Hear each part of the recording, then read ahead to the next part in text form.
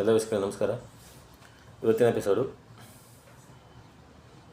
ಕಣ್ಣಿನ ನರಗಳು ವೀಕ್ನೆಸ್ ಆಗಿದ್ದರೆ ದೃಷ್ಟಿ ಚೆನ್ನಾಗಿ ಬರಲು ಈ ಕಲರ್ ಥೆರಪಿಯಿಂದ ಪರಿಹಾರ ಮಾಡ್ಬೋದು. ಕಣ್ಣಿನ ನರ ವೀಕ್ ಆಗಿರುತ್ತೆ, ಅವ್ರಿಗೆ ಕಲರ್ ಹಚ್ಚೋದ್ರಿಂದ ದೃಷ್ಟಿ ಚೆನ್ನಾಗಿ ಬರುತ್ತೆ.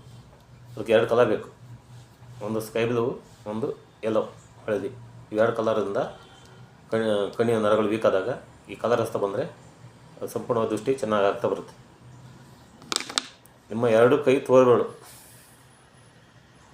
ತೋಳ್ಬಳ ಈ ಮಧ್ಯ ಜೆಂಟ್ ಇಲ್ಲಿ ಇದು ಐ ರಿಫ್ಲೆಕ್ಸ್ ಬರುತ್ತೆ. ಇದಕ್ಕೆ ಒಂದಿನ ಎಲ್ಲ ಹಾಕಿ ಈ ಜೆಂಟಿಗೆ 2 ಕೈಗಳು ಹಳದಿ ಹಾಕ್ಬೇಕು. ಒಂದಿನ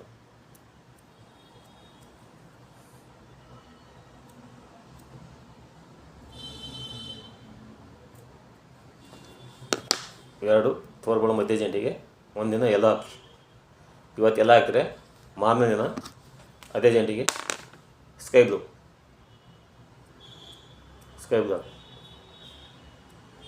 ಎರಡು, ಒಂದಿನ ಎಲ್ಲೋ ಒಂದಿನ ಸ್ಕೈ ಬ್ಲೂ, ಒಂದಿನ ಎಲ್ಲೋ ಒಂದಿನ ಸ್ಕೈ ಬ್ಲೂ. ಈ ರೀತಿ ರೊಟೇಷನ್ ಮಾಡ್ತಾ ಬರ್ಬೇಕು. ಈ ರೀತಿ 4 ವಾರ ಕಂಟಿನ್ಯೂ ಆಗಿದ್ರೆ ನಿಮ್ಮ ಕಣ್ಣಿನ ದೃಷ್ಟಿ ನರಗಳು ವೀಕ್ ಆಗಿರೋದು ಸಂಪೂರ್ಣವಾಗಿ ಕಡಿಮೆ ಆಗ್ತಾ ಬರುತ್ತೆ, ಇಂಪ್ರೂವ್ಮೆಂಟ್ ಆಗ್ತಾ ಬರುತ್ತೆ.